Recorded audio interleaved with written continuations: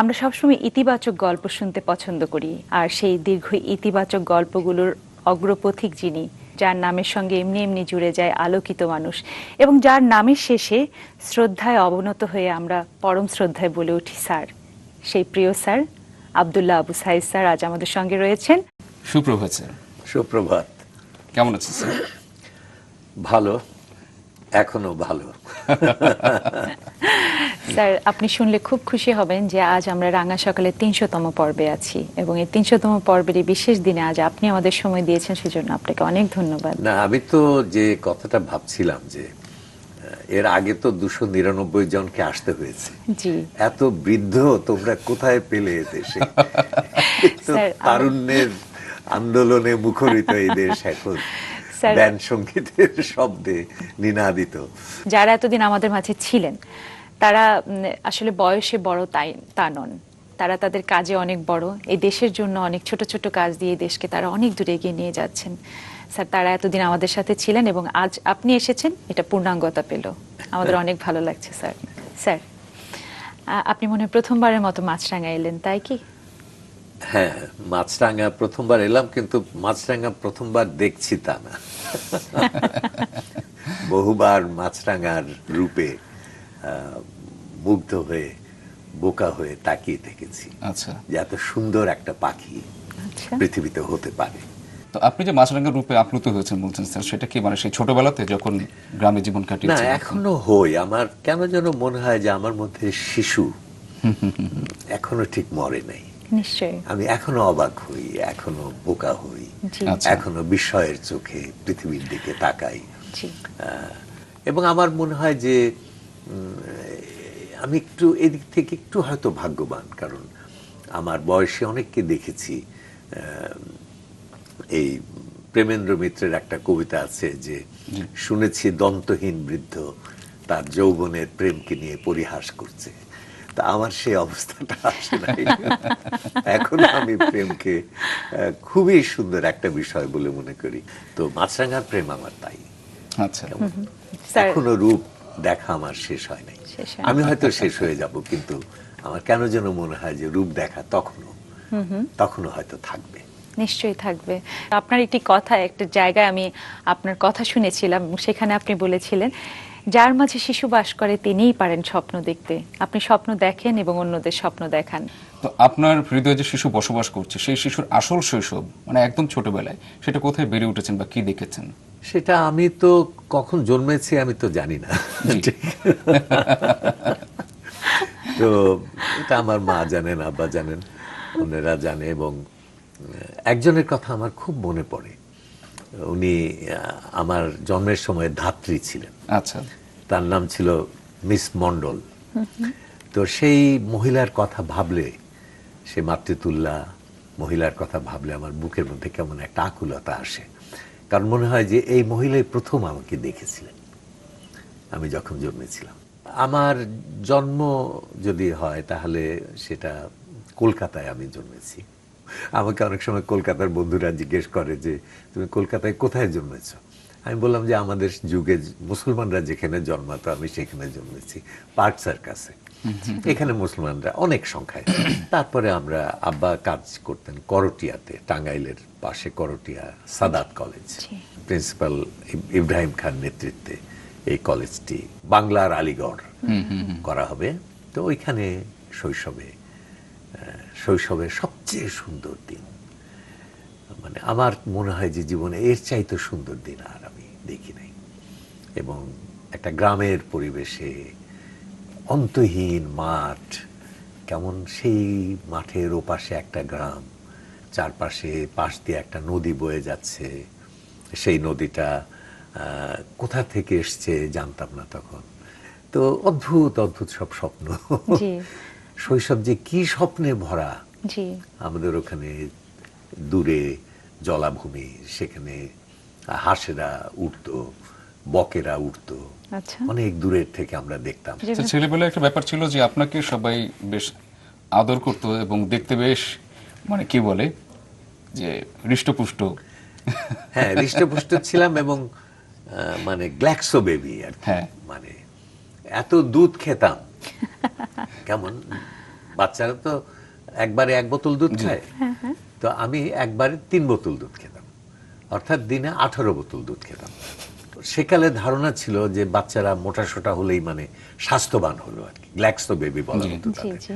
কেমন, এবং আমাকে আবার এক ওই দুধের বোতলের সে নিপল আমার মুখের মধ্যে ঢোকানো হতো, মানে একটা বার করে আরেকটা দিতে যদি মানে এতটুকু দেরি হতো আমি নাকি ব্যগ্র গর্জন করে উঠতাম। তো সুতরাং তাড়াতাড়ি আমাকে দিতে হতো। 18 বোতল দুধ খাওয়া বাচ্চা, এর চাইতে বিভৎস বাচ্চা তো কল্পনা করা যায় না। তো আস্তে আস্তে আমি মোটা হতে হতে এমন হলাম যে কেউ আর আমাকে কোলে করতে পারে না, এবং এটাই আমার বাপ মায়ের এবং আশেপাশে সবার একটা বিরাট গৌরবের বিষয় ছিল যে হ্যাঁ আমাদের একজন আছে যাকে কোলে নেওয়া যায় না, এই আর কি। চমৎকার। আর আজকাল তো সব বাচ্চা মোটা হয়ে যাচ্ছে এইসব ফাস্টফুড টাস্টফুড খেয়ে। জি। আর ঢাকা শহরে পার্ক নাই, হাঁটার জায়গা নাই, জলাশয় নাই, লেক নাই, কিচ্ছু নাই। একটা অন্ধকূপের মধ্যে বাচ্চারা বড় হচ্ছে, মোটা হয়ে যাচ্ছে। আমি সেদিন একটা স্কুলে গেছিলাম প্রাইজ দিতে, ওই প্রাইজ দিচ্ছে আর হ্যান্ডশেক করছি, আমি দেখি সবার হাত মোটা মোটা,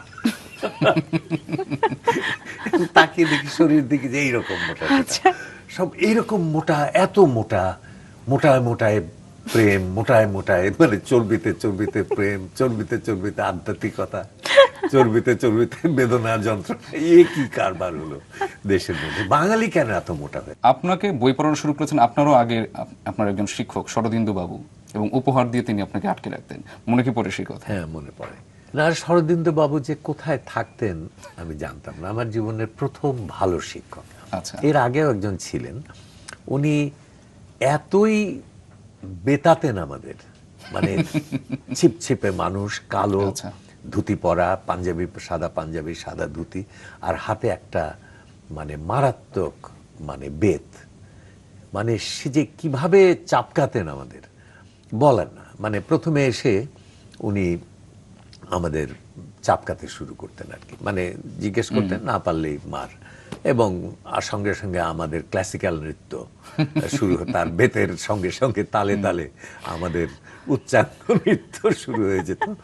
প্রথমে আমার নৃত্য চলতো, তারপরে আমার ছোট ভাইয়ের নৃত্য শুরু হতো।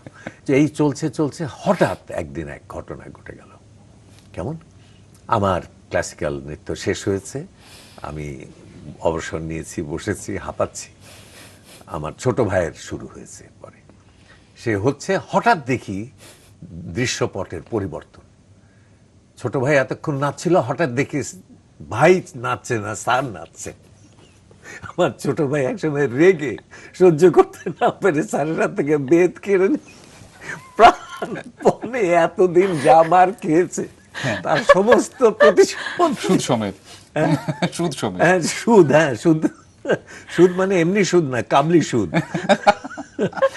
এমন পেটাচ্ছে, আর স্যার লম্বা লম্বা পা ফেলে নাচছেন। আমার সেই দৃশ্য এখনো মনে পড়ে। উনি আমার প্রথম শিক্ষক, তারপরে ওই দিনের পরের থেকে উনি আর পেটাননি। আসেননি।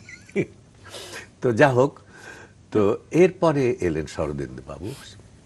সে যে কি ভালো শিক্ষক, উনি যে কোথার থেকে আসতেন, খালি পায়ে, ধুতি পরা, সাদা পাঞ্জাবি, মোটা সোটা মানুষ, হয়তো 50 বছরের মতো বয়স। আমরা পড়তে চাইতাম না, মানে বাগানের মধ্যে বসে পড়তাম, মাঝে মাঝে আবার 2-4টা ধূপধাপ করে আম পড়তো। আর বাচ্চা বয়সে গ্রামে যারা মানুষ হয়েছে তারা জানে যে আম পড়া মানেটা কি, তাই না? একটা আম পড়া মানে যে কি খুশি, একদম দৌড় দিয়ে যে আমটাকে ধরা, ছিলে খাওয়া।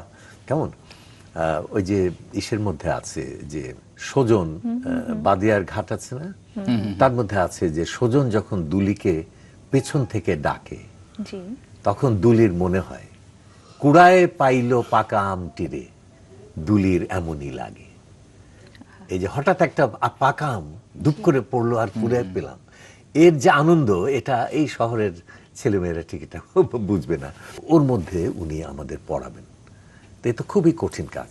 তো হঠাৎ দেখি একদিন হাতের মধ্যে যেন কি বললেন, দেখ, আমরা দেখি কি যে পেয়ারার দেখা যাচ্ছে ওরা আঙুলের ফাঁকে ফাঁকে, তখন আম তো সবসময় পাচ্ছি, কিন্তু আমাদের আশেপাশে পেয়ারা পেয়ারা নেই। তখন বললেন যে পড়লে পরে দেব। ওরে, এইভাবে পেয়ারা দিয়ে আমাদের পড়ানো শুরু করলো। চমৎকার। এবং এই যে আদর, এই যে মমতা, আমি বড় হয়ে কতবার করটিয়াতে গেছি, কতবার খোঁজার চেষ্টা করেছি যে শরদিন্দু বাবু নামে একজন কেউ আছেন শিক্ষক কিনা। কি, কোথায় কোথায় ছিলেন তিনি, কোথায় থাকতেন, কোথায় কি, কেউ বলতে পারেনি। আসলে স্বর্গের দেবদূতের মতো এসেছিলেন আপনাদের শিক্ষক হয়ে, এরকম আবার মানে হয়তো এত চলে গেছেন। সুন্দর সুন্দর শিক্ষকের কাছে আমরা পড়েছি। জি, আর এখন যখন এসবিএ নামে একটা জিনিস আছে ছাত্রদের, 30 নম্বর আছে স্যারের হাতে, স্যারদের হাতে 30 নম্বর তাদের আজকাল ছাত্রদের থাকে। তো ওটার নাম ছাত্ররা দিয়েছে স্যারের বাড়িতে এসো, কোচিং পড়তে এসো পড়ার জন্য। এবং টাকা দাও।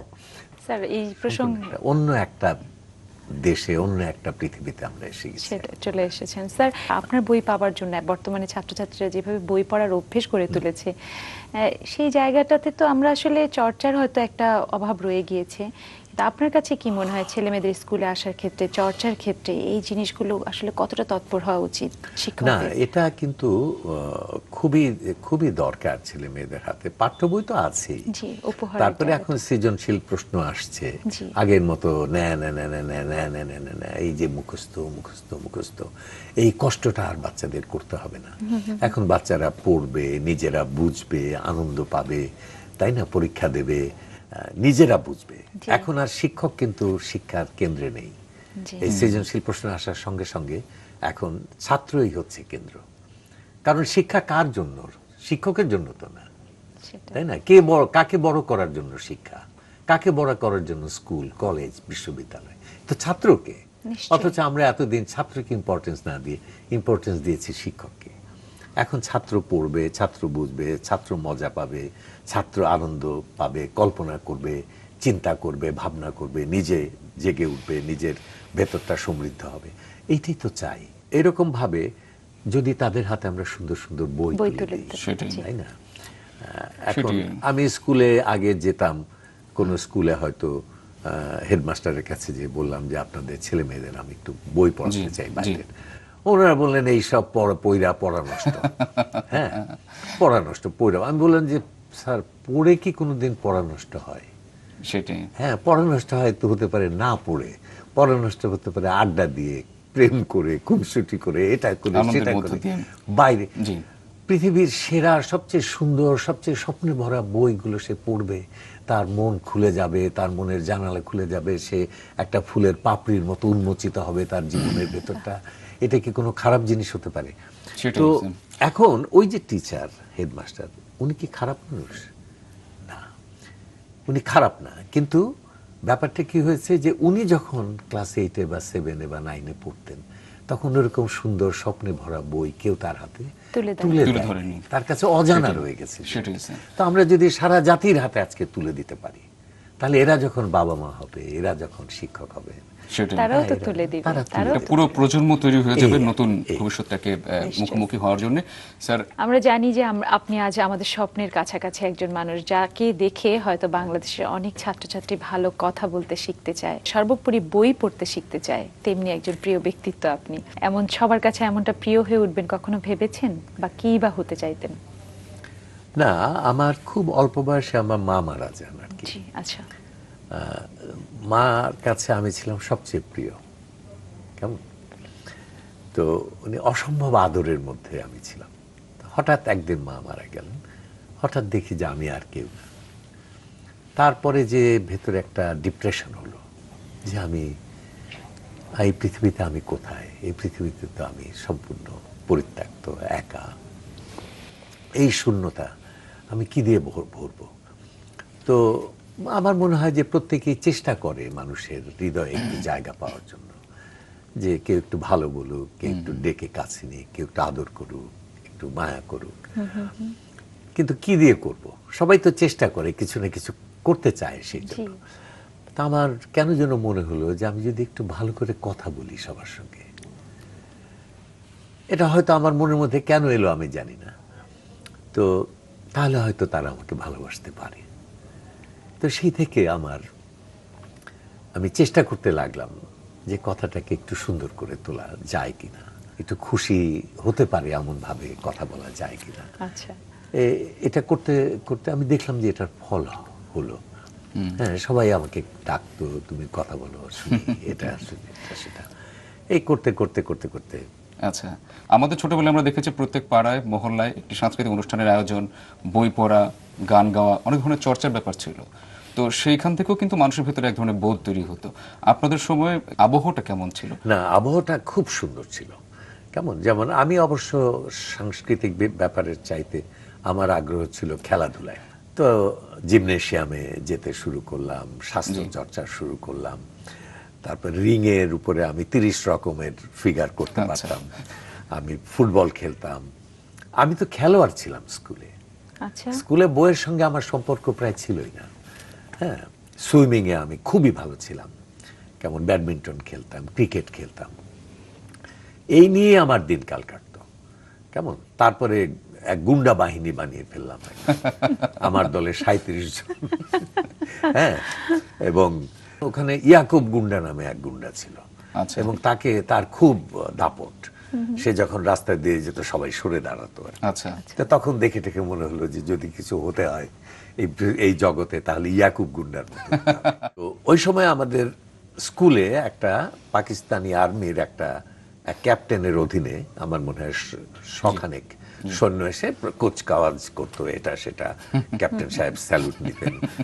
ওরা সেই সঙ্গীন, সেই রাইফেল নিয়ে যেত, পয়েন্ট পয়েন্ট একদম একটা কি বালুর বস্তা তার মধ্যে ঢুকিয়ে দিত।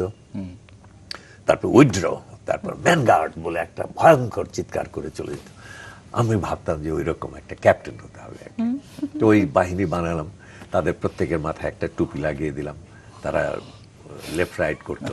তারপরে আমার আবার দুজন অ্যাসিস্ট্যান্ট ছিল, তাদের আমিও টুপি লাগালাম, সেটা একটু মানে জেনারেলদের টুপির মতো, হ্যাঁ উন্নত, এবং একটু ছোট মানের টুপি আমার দুজনের দিলাম, আর এমনি সৈন্যদের টুপি আরো নিম্নমানের। তা আমি আবার ছড়ি হাতে তাদের পরিদর্শনে যেতাম আর কি, এবং কারো পাটা একটু বাঁকা দেখলে একটা খোঁচা মেরে আবার ঠিক করে দিতাম। এই ছিল আমার শৈশব। কেমন, সাঁতার মানে কি, সে 5 ঘন্টা 6 ঘন্টা 7 ঘন্টা সাঁতার, কেমন কনস্ট্যান্ট সাঁতার। আমাদের পাশে ইছামতি নদী, আমাদের বাসার সামনে বিশাল পুকুর, সেই পুকুরের মধ্যে সাঁতার। তো এইভাবে আমার জীবন কেটেছে।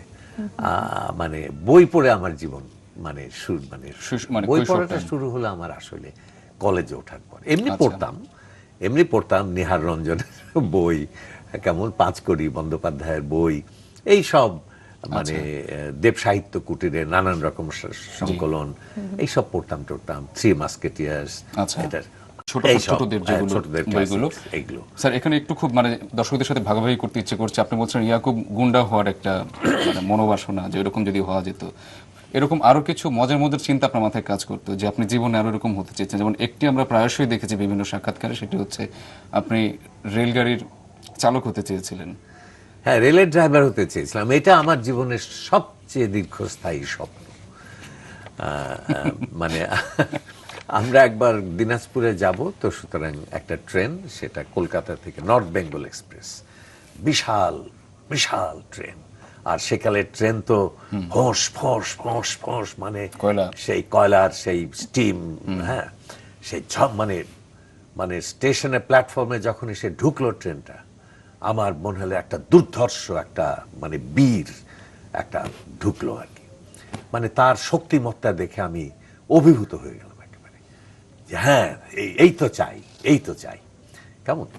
তো তারপরে সেই ট্রেনটা একবারে কলকাতা থেকে ঈশ্বরদী আসতো, ঈশ্বরদী থেকে বোধহয় সৈয়দপুরে চলে যেত।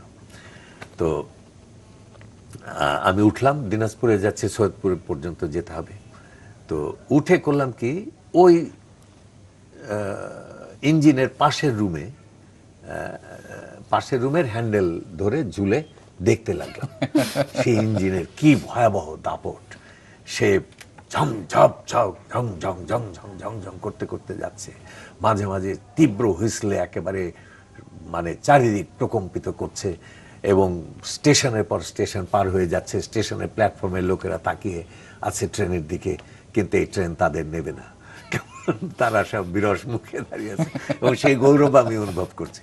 এবং দেখলাম যে এই ট্রেনটা যে ইঞ্জিন চালাচ্ছে সে একজন মাথায় লাল কাপড় বাঁধা একটা লোক, সে ধরে টান দিচ্ছে, তো গাড়ি হুইসল দিচ্ছে, গর্জন করে উঠছে গাড়ি। হ্যাঁ, মানে আমার মনে হলো যে এর চাইতে পরাক্রান্ত মানুষ আর হওয়া সম্ভব না। Genghis Khan, Timur Lang, Alexander. হ্যাঁ, মনে হলো যে যদি কিছু হতে হয় পৃথিবীতে তাহলে হচ্ছে ট্রেনের ড্রাইভার। এই স্বপ্ন, এটা খুবই আশ্চর্য। আমি স্বপ্নাচ্ছন্ন একটা শিশু ছিলাম, মানে কিশোর ছিলাম। কারণ আমি দেখলাম যে যখন আমি অনার্স পরীক্ষায় দিচ্ছি, কেমন অনার্স পরীক্ষা দিচ্ছি, আমি শিক্ষকতা করব, এটা করব, সেটা করব, এটা আমি সচেতন ভাবে আমি ঠিক করে নিয়েছি। কিন্তু তখনও আমার স্বপ্নের মধ্যে ছিল যে আমি ট্রেনের ড্রাইভার হব। সেটাই স্যার, আমার কাছে মনে হয় আপনি কিন্তু ড্রাইভার হয়েছেন। আপনি জানেন কিনা আমি জানি না, আমাদের ধারণা যে আপনি ড্রাইভার হতে পেরেছেন এবং সেই ড্রাইভারটি হলেন আপনি আলোকিত মানুষ গড়া যে স্বপ্নের গাড়ি, সেই স্বপ্নের গাড়ির ড্রাইভার। স্যার, আপনার এই গাড়িতে চড়ে আমরা অনেক দূর চলে যেতে চাই স্যার। এবারে একটু আরেকটা প্রসঙ্গে আসি। আমরা জানি যে স্যার অনেক আবেগপ্রবণ, অনেক স্বপ্নবিলাসী একজন মানুষ। সেই জায়গার সূত্র ধরে একটু চলে যেতে চাই আপনার রূপকথার গল্পে। রূপকথার জগতের মনে হতো প্রফুল্লচন্দ্র কলেজের বিকেলগুলো, মনে পড়ে স্যার? হ্যাঁ হ্যাঁ, কেমন ছিল? এটা একটা অসাধারণ। আমার মনে হয় যে আমি প্রফুল্লচন্দ্র কলেজ থেকে জন্মেছি আর কি। আসলে ছেলেবেলায় আমার আব্বা খুব পড়াশোনা করতেন, আব্বা শিক্ষক ছিলেন, খুবই খ্যাতিমান অধ্যাপক ছিলেন। উনি অধ্যক্ষ ছিলেন সেই কলেজে, পাবনা কলেজ, এডওয়ার্ড কলেজ। তখন তো কলেজই ছিল 6টা-7টা। প্রফুল্লচন্দ্র কলেজে যখন গেলাম তখন আব্বা ওখানে প্রিন্সিপাল। তো এক আশ্চর্য অধ্যাপক, সব এমন অসাধারণ অধ্যাপক কয়েকজন পেলাম, 7-8 জন কলেজের মধ্যে। মানে মনে হলো যে আমার জীবনটাকে তারা একদম জাগিয়ে দিয়ে, জ্বালিয়ে দিয়ে চলে গেল আর কি, মশালের মতো একদম।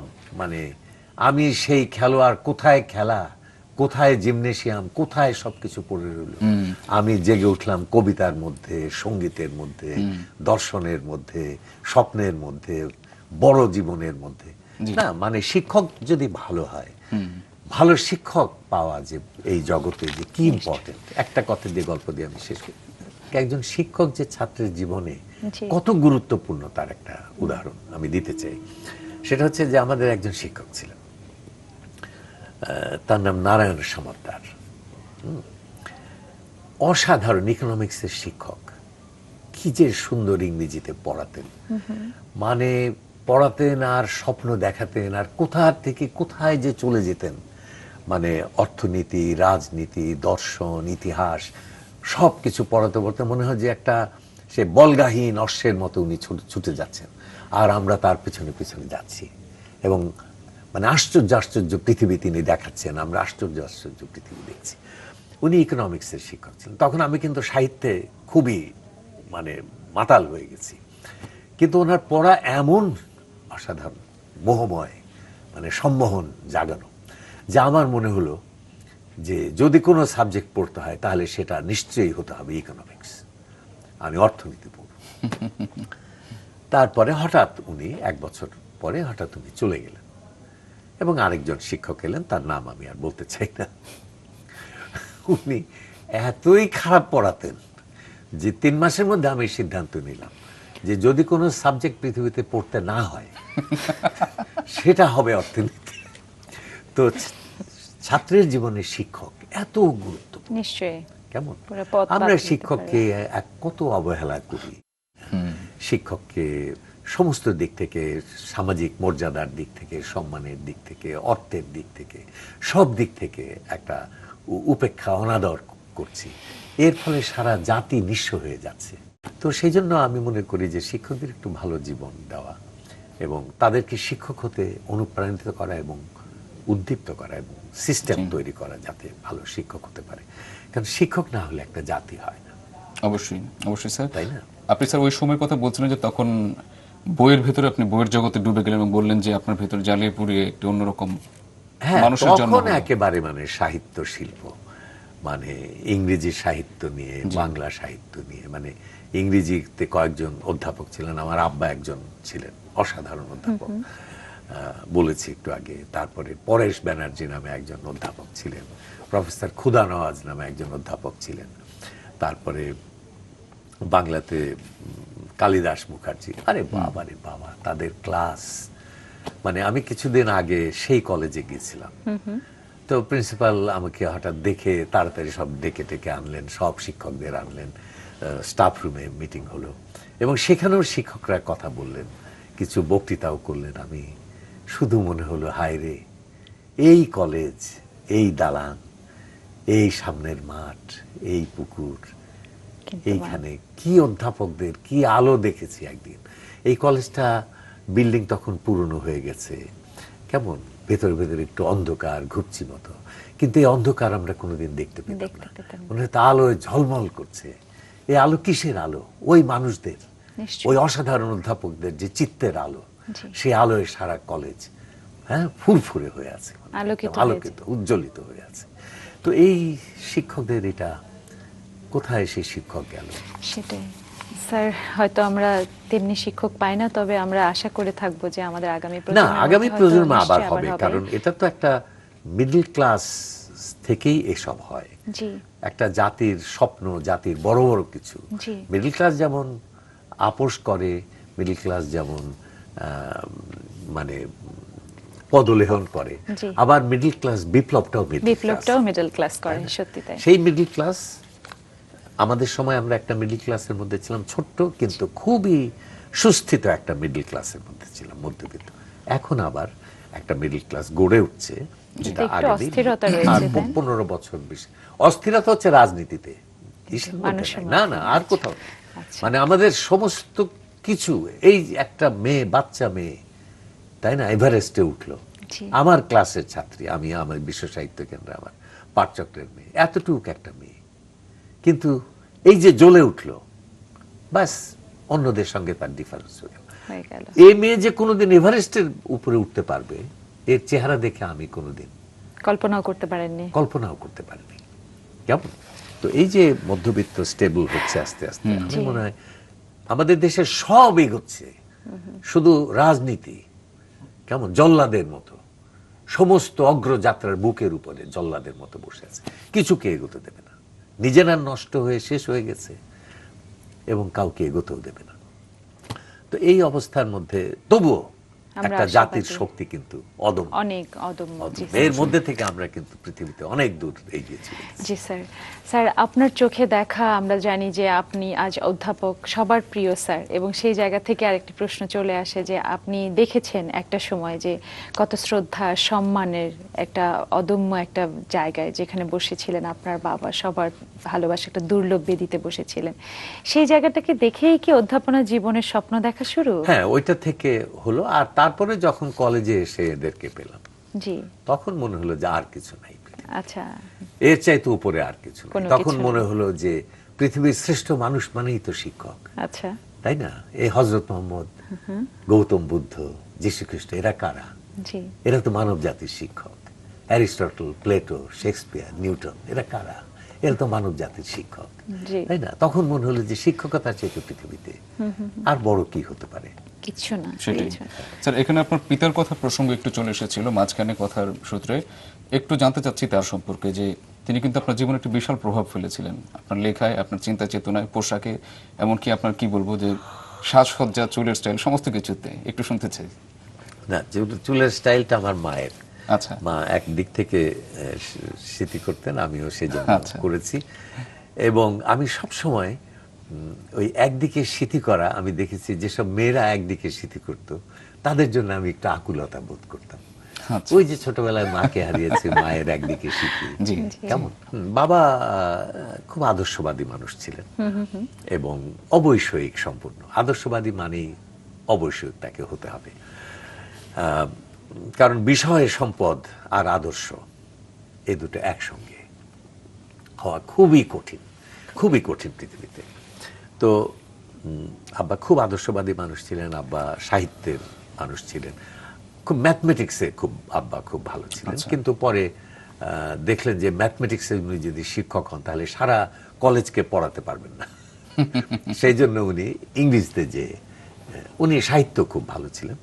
ইংরেজি পড়লেন, ইংরেজিতে এমএ করলেন, পরে বাংলা এমএ করলেন। জি। আমাদের ফিলোসফিও পড়াতেন, অঙ্ক পড়াতেন। কলেজে যখন যে শিক্ষক নাই, আব্বা সেই ক্লাসে গিয়ে হাজির। একদিন আমাদের ক্লাসে এসে হাজির, অঙ্ক করাতে এসেছেন আমাদের কমার্সের ক্লাসে। তো উনি বললেন যে আমি আজকে ভালো করে খেয়ে আসিনি। হ্যাঁ, আমরা বললাম খেয়ে আসিনি মানে?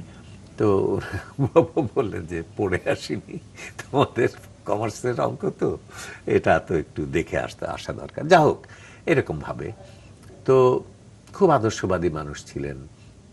এবং আমার মায়ের সঙ্গে আব্বার যে বিয়ে হয়েছিল, এটাও তার আদর্শবাদের কারণে।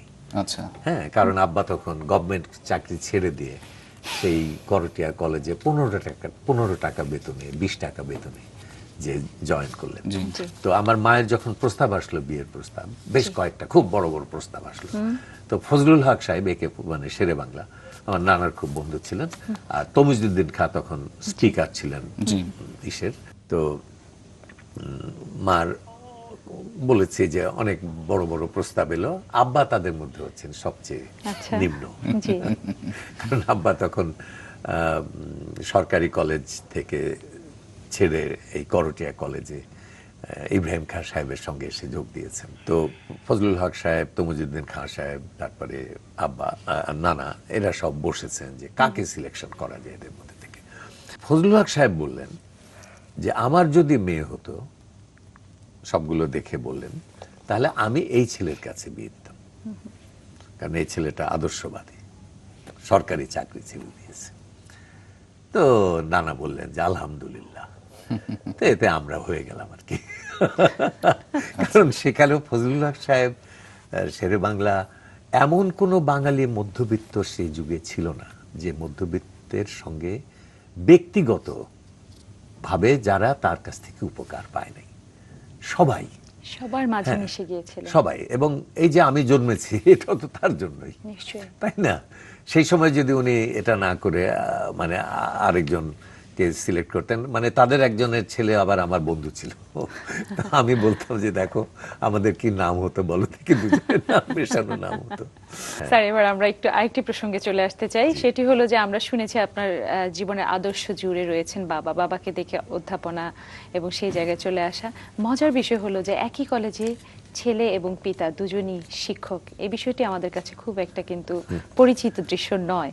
প্রথম দিনকার ঘটনা কি ছিল মনে পড়ে? না, প্রথম দিনকার মানে আব্বা তখন হরগঙ্গা কলেজে ছিলেন এবং আব্বা চাচ্ছিলেন না যে কিছুতেই আমি ওই কলেজে যাই, কারণ আমি তার সন্তান এবং তার অ্যাডমিনিস্ট্রেশনের উচিত হবে না, এটা নৈতিকভাবে এটা অনুচিত হবে। উনি প্রাণপণে চেষ্টা করলেন, প্রাণপণে বাধা দিলেন। গভর্নিং বডির মিটিং যখন হলো তখন বাধা দিলেন, কিন্তু আমার ইন্টারভিউ এতই ভালো হলো যে সব গভর্নিং বডির মেম্বার, প্রেসিডেন্ট সবাই বললেন যে একে নিতেই হবে প্রিন্সিপাল সাহেব। হ্যাঁ, তো যা হোক নিলেন। তো পরে আব্বা সব টিচারদের যখন নতুন জয়েন করতেন তখন তাদেরকে ক্লাসে নিয়ে পরিচয় করিয়ে দিতেন। উনি সবসময় এটা করতেন। তো আমাকেও নিলেন এবং নিয়ে বললেন যে আমার ছেলে তোমাদের শিক্ষক হয়ে এসছে, as he has the blood of a teacher in him, I think he will make a good teacher. যে শিক্ষকের রক্ত যেহেতু তার মধ্যে আছে, আমার মনে হয় যে সে ভালো শিক্ষক হবে। তো এই বলে উনি চলে আসলেন এবং সঙ্গে সঙ্গে আমি দেখলাম যে ক্লাসের 150 ছাত্রের 300 চোখ আমার দিকে তাকিয়ে আছে। আমার মুখের মধ্যে দুঃখ পুকানি শুরু হলো, পা কাঁপা, কোথায় শিক্ষকতা, কোথায় কি। তো যা হোক, ভালো লেগেছে। পরে সারা জীবন শিক্ষকতা করেছি এবং আমি খুব আনন্দ পেয়েছি। আচ্ছা স্যার, একটু খুব মানে বিষয় জানতে ইচ্ছে করছে যে আপনাকে যে পোশাকে আমরা সবসময় দেখতে পাই, হ্যাঁ, যে পাঞ্জাবি এবং পাজামা, এই পোশাকটি কি আপনার শিক্ষকতা জীবনের শুরু থেকে আপনি? শিক্ষকতা জীবন না, আমি যেদিন কলেজে উঠেছি সেদিন থেকে এই পোশাক। আচ্ছা। কারণ আমাদের যুগে যাদেরকেই বড় বলে জানতাম, মহৎ বলে জানতাম, দেশ বরেণ্য বলে জানতাম, তাদের প্রত্যেকেরই তো এই পোশাক ছিল। আচ্ছা। তো তখন গোপন দুরাশা ছিল যে এই পোশাক পরলে হয়তো ওইসব হওয়া যেতে পারে। তারপরে মনে হয়েছে যে আমার স্বভাবই বোধহয় একটু পাজামা পাঞ্জাবি গোলসেট, একটু ঢিলে ঢালা। আপনার সাহিত্য চর্চার শুরুটা কোন সময় এবং কণ্ঠস্বর পত্রিকার সাথে? সাহিত্য চর্চা আমি করতে পারি নাই সারা জীবন। আমি মানে কার্যত আমি 60 বছরের পরে লিখতে শুরু করি। আচ্ছা, আমরা সাহিত্য আন্দোলন শুরু করলাম, তখন আমার বয়স 25 বছর। তখন মনে হলো যে খালি নিজের লেখা নিয়ে ভাববো, এটা তো একটা স্বার্থপরতা, এটা একটা কেমন নিজের কথা ভাবা, এটা কেন? একটা বড় সাহিত্য যুগ আমাদের সামনে আসছে, আমাদের অনেকের অবদানে সেটাকে গড়ে তুলতে হবে, সুতরাং আমি শুধু আমাকে নিয়ে ভাববো, এটা উচিত না। আমরা সাহিত্য আন্দোলন করলাম, আমি পত্রিকার সম্পাদনা শুরু করলাম। সমস্ত তরুণ লেখক, এখন যারা সব বিরাট বিরাট লোক, তারা সব সেই পত্রিকার লেখক, তখন সব আমার ছোট 3-4 বছরের ছোট। এইভাবে চলে গেল। তারপরে টেলিভিশনে গেলাম, সেখানেও পাগলের মতো। তারপরে বিশ্ব সাহিত্য কেন্দ্র, এই পরিবেশ আন্দোলন, এইটা সেইটা করতে গিয়ে আর লেখা আর হয় না, অথচ মাথার মধ্যে কত কোটি কোটি মনে হয় কথা আমার মাথার মধ্যে ঘুরছে, কিন্তু লিখবো। হ্যাঁ, যেমন এই মুহূর্তে যে তোমাদের সঙ্গে কথা বলছি, আমার এই মুহূর্তে কিন্তু আমার খুব ইচ্ছা ছিল যে এই মুহূর্তে আমি লিখবো, কিন্তু দেখো আমি পাচ্ছি না। আমাকে প্রতিদিন একটা বক্তৃতা করতে হয়, প্রতিদিন নানান কাজে যেতে হয়, প্রতি দ্বিতীয় দিন একটা করে বিয়েতে যেতে হয়, কারণ এত ছাত্র, তাই না, এত বিশ্ব সাহিত্য কেন্দ্রের এত ছেলে মেয়ে, নিজের জীবনের এত ছাত্র, টেলিভিশন একসময় করতাম, তার এত ভক্ত, তারা চায়, কেউ যদি এসে চায় কি করে না বলি, তাই না? কেউ যদি বলে স্যার আমার বিয়ে, আপনি একটু আসবেন, আমি কি করে না করব? আমি পারি না, এইসব কারণে আর লেখা হয় না। আচ্ছা স্যার, এবার আমরা চলে আসতে চাই আপনার সেই অধ্যাপনা জীবন থেকে উপস্থাপক জীবনে, এবং এই উপস্থাপক জীবনের ব্যাপারে আমি একটি প্রসঙ্গ আসলেই সবসময় আপনার কথা মাথায় চলে আসে। আপনি বলেছিলেন ঘোষিকা মানে হলো যে ঘোষণাপত্র পাঠ করে যাবে, উপস্থাপক মানে যে তার ব্যক্তিত্বের মাধ্যমে একটি পুরো প্রোগ্রামকে শেষ পর্যন্ত চালিয়ে নিয়ে যাবে। এই যে চমৎকার একটি কথা, যে কথার মধ্যেই পুরো সংজ্ঞাটি লুকিয়ে আছে একটি উপস্থাপনার, একজন উপস্থাপকের, সেই সংজ্ঞাটির সূত্র ধরেই বলতে চাই স্যার, কি করে উপস্থাপনা জীবনে আসা এবং উপস্থাপনার ক্ষেত্রে কোন জিনিসটি আপনার লক্ষ্য ছিল যে কি করতে হবে? না, উপস্থাপনা জীবনে আসার প্রথম সূত্র হলো কলেজে।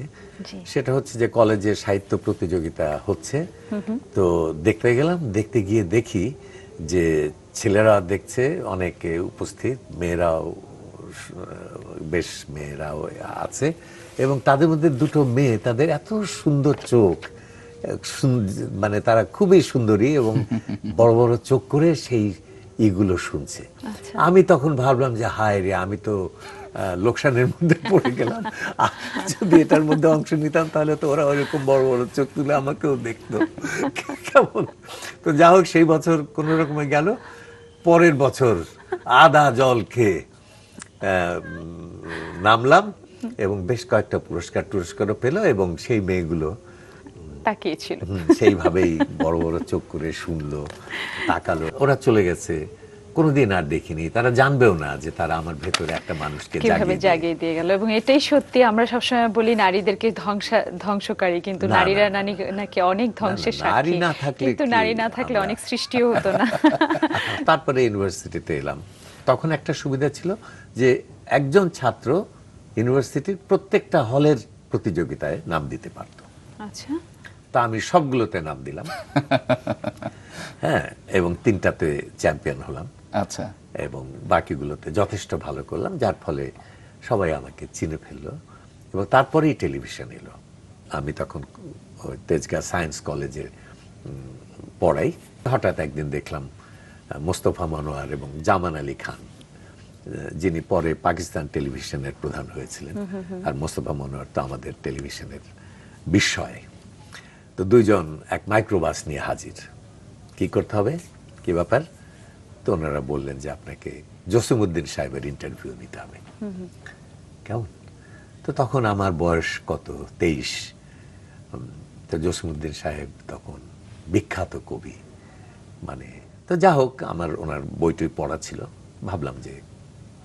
তারপরে গেলাম, যে দেখি এখন তো মানে স্টুডিও অত ভয়াবহ না, কত যে লাইট, কত যে এই বিশাল বিশাল স্ট্যান্ড, সেই ভয়াবহ একটা অবস্থা। আমি ভাবলাম যে আমার মতো একটা ক্ষুদ্র মানুষকে জনসাধারণের কাছে পৌঁছানোর জন্য এই বিপুল আয়োজন, ভয় পেয়ে গেলাম।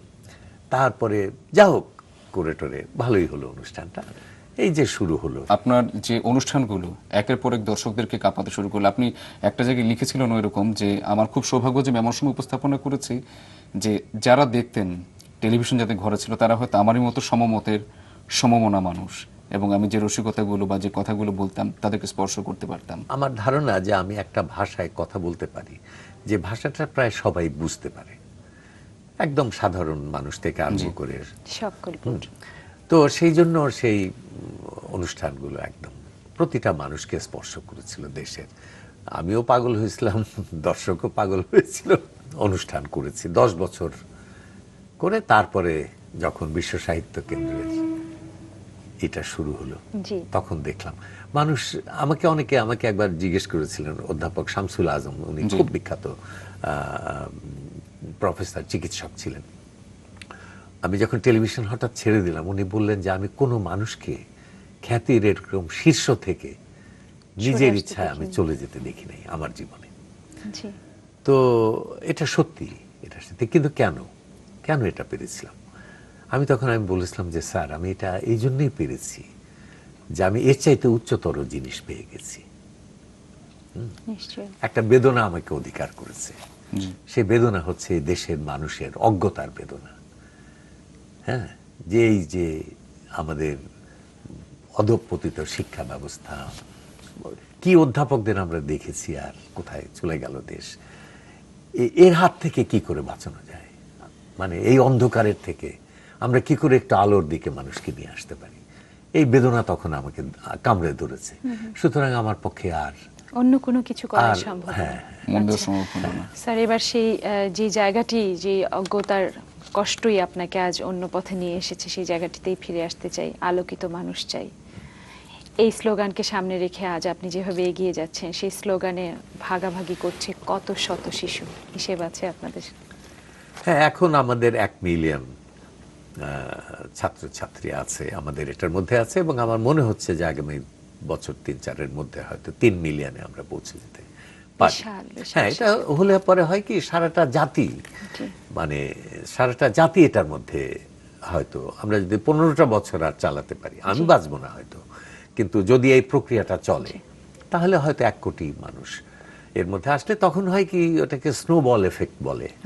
হ্যাঁ, একজনের থেকে আরেকজন, আরেকজনের থেকে আরেকজন, ইন্টারঅ্যাকশন, মানুষের মধ্যে লেনদেন, চিন্তার লেনদেন, স্বপ্নের লেনদেন, উষ্ণতার লেনদেন, আনন্দের লেনদেন, এর ভেতর দিয়ে একটা হয়তো প্রভাব হতে পারে একটা জাতি। স্যার, এই যে প্রাথমিক কাজগুলো কিভাবে শুরু করেছিলেন, এই যে বিশাল একটি অগ্রযাত্রা? প্রাথমিক কাজ যে কি কষ্ট, এই দেশে কি করে মানুষকে বোঝা। তবে আজকের বাংলাদেশ আমরা প্রথম দিন বোঝাতে পারিনি, কিন্তু আজকে কিন্তু এটা, হ্যাঁ, এটা তরুণ সম্প্রদায়, হ্যাঁ, এটা কিন্তু বুঝতে পারছে, এবং এটা এর মধ্যে, এবং সারা দেশ সবাই এটাকে টের পাচ্ছে, যেটা একটা প্রয়োজন। স্যার, আপনার জীবন অনেকগুলো ঘটনা শুনছিলাম, একটি জায়গায় আমি জানি না, মানে আপনি কি বলবেন, যে আমরা বিশ্ব সাহিত্য কেন নামটি শুনলে সাহিত্যের চিন্তাটি মাথায় চলে আসে, এবং ধরে নিয়ে যে নান্দনিক কিছু মানুষ হয়তো খুব শ্বেতশুভ্র পোশাক পরে অবস্থান করছেন, তো আপনার দিকে হয়তো সবাই সেরকম একটি দৃষ্টি দিয়ে তাকাচ্ছিলেন, কিন্তু যখন ডেঙ্গু প্রতিরোধ আন্দোলন, মানে ডেঙ্গু শব্দটি শুনলেই এটা কেমন যেন চিন্তা মাথায় চলে আসে। মনে হয় যে একজন সাহিত্যের লোক কেন ডেঙ্গু প্রতিরোধ আন্দোলনে, কোন বোধ থেকে আপনাকে নেমে আসতে হয়েছিল ময়দানে? আমি তো ময়দানেই ছিলাম, তাই না? এই যে দুঃখ, মানুষ মনে করে যে পুরস্কার এগুলো মানে সাফল্যের জন্য মানুষ কাজ করে। মানুষ আসলে সাফল্যের জন্য আসলে কাজ করতে পারে না, আমি মনে করি।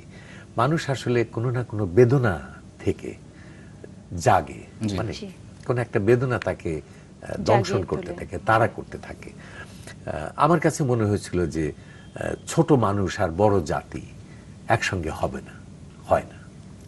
সুতরাং আমরা যদি বড় জাতি চাই, তাহলে মানুষকে বড় করতেই হবে। একটা বাস্তব কাজ। আমি বললাম আমি সবই বাস্তব কাজ করেছি। আমাকে অনেকে বলতো, যখন ডেঙ্গু, আমি সারা ঢাকা শহর পরিষ্কার করেছি 2 বার, তো তখন আমাকে অনেকে বলতো যে তুমি আলোকিত মানুষ করো, হ্যাঁ, তুমি আবার ডেঙ্গু মশা মারার জন্য চেষ্টা করো। আমি বললাম, দেখো, ডেঙ্গু মশা তো মারা না, আসলে শহরকে পরিষ্কার করলেই আর ডেঙ্গুটা থাকবে না। তো পরিচ্ছন্ন হওয়া তো আলোকিত হওয়া।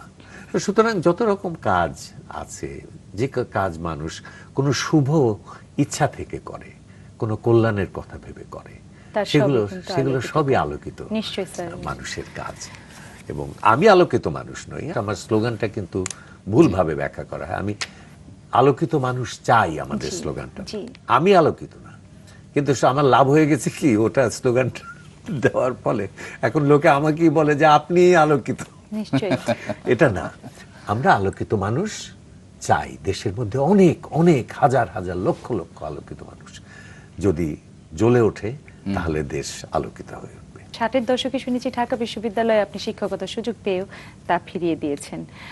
না, কেন এত স্যার? বড় কথা বলবো না। আমাকে দুবার শিক্ষকতা করতে বলা হয়েছে বিশ্ববিদ্যালয়ে, কিন্তু আমি তখন ঢাকা কলেজে পড়াই, এবং ঢাকা কলেজ তখন এই দেশের শ্রেষ্ঠ কলেজ। আচ্ছা। আজকে ওটা শেষ হয়ে গেছে, এবং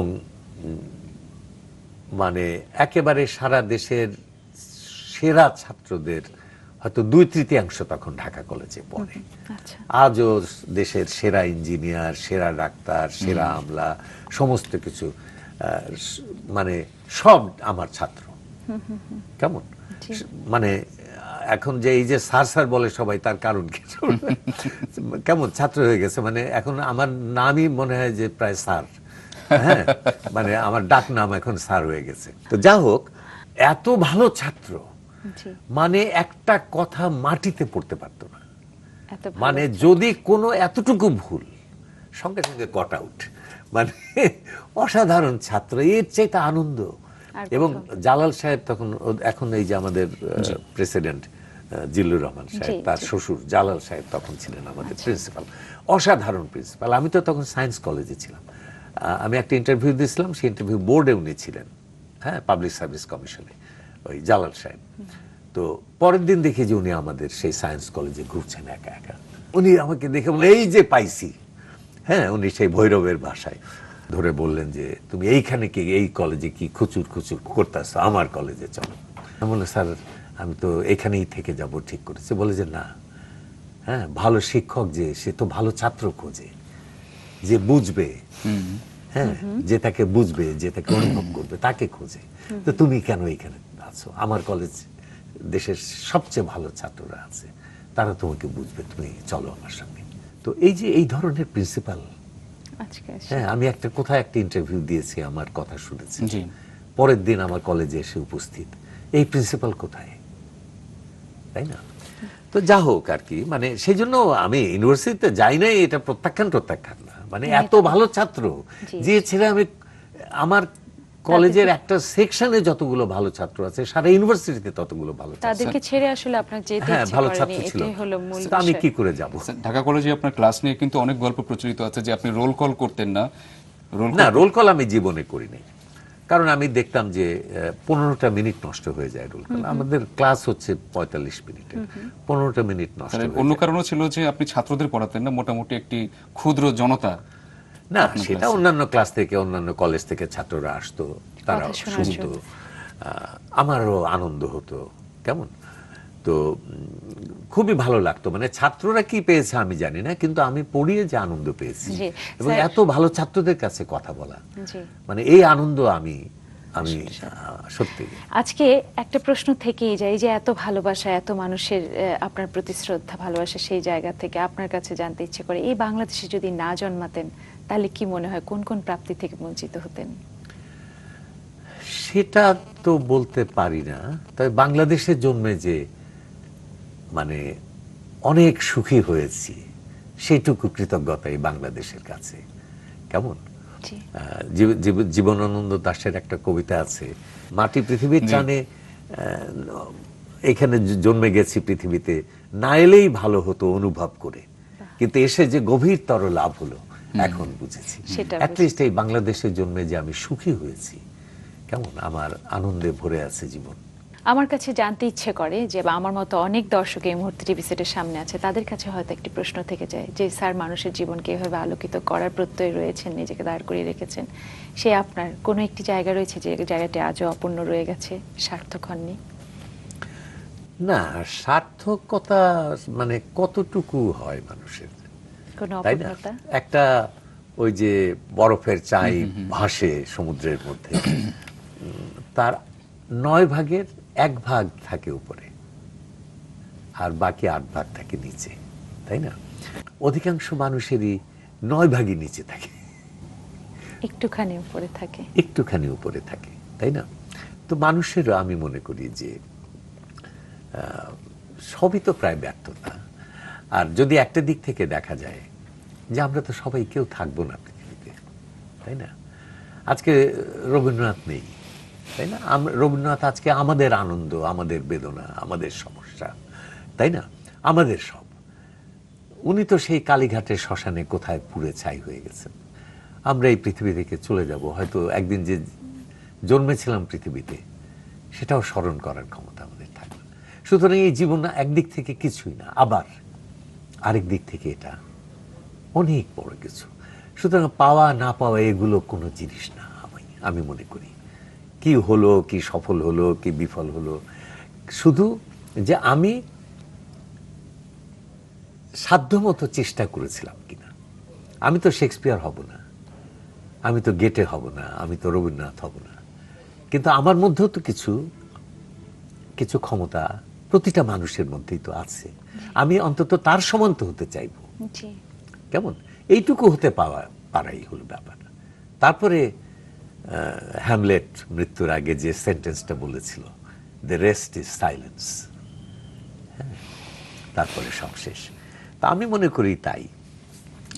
এই কথাকে ঘিরে কি স্যার আপনি বলেছিলেন যে মানুষ তার আশার সমান বড়? আশার সমান বড় কথাটা আগে বলতাম, এখন বলি মানুষ তার স্বপ্নের সমান বড়। স্বপ্নের সমান বড়, বাহ, কেমন? তো এই কথাটা আমাদের বিশ্ব সাহিত্য কেন্দ্রের ভবনেও লিখে রাখবো। আচ্ছা, কারণ আমাদের যে জায়গাতে সমস্যা সেটা হচ্ছে স্বপ্নের সমস্যা। জি।